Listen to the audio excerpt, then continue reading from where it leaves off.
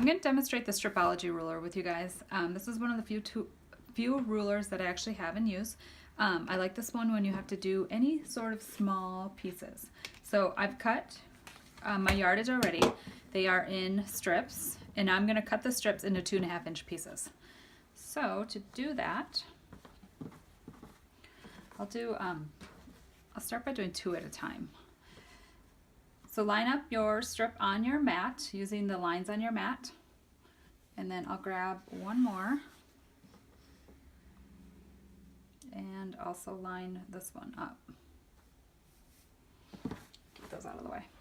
Okay, so put your ruler over your fabrics,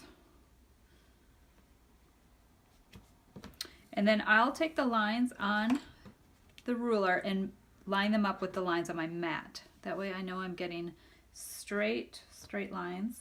And then the first cut for the Stripology ruler is going to be right here.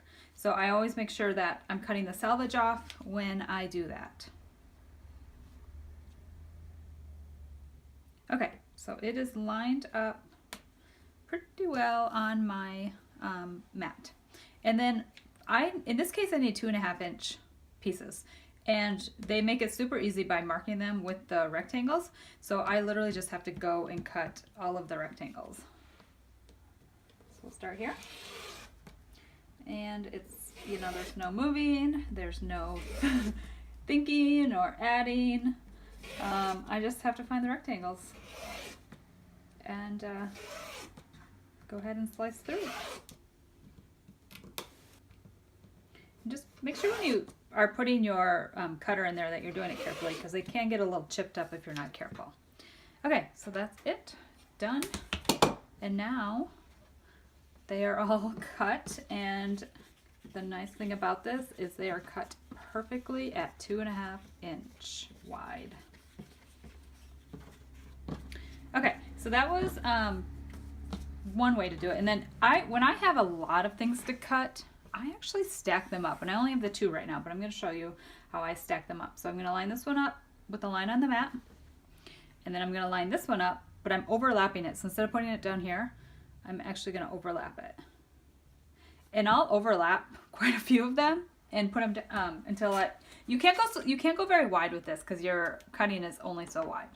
But this is just for example. I would put quite a few of them in there. Just make sure your blade is sharp. And should be fine. Just cut slow. Okay, so here we go again.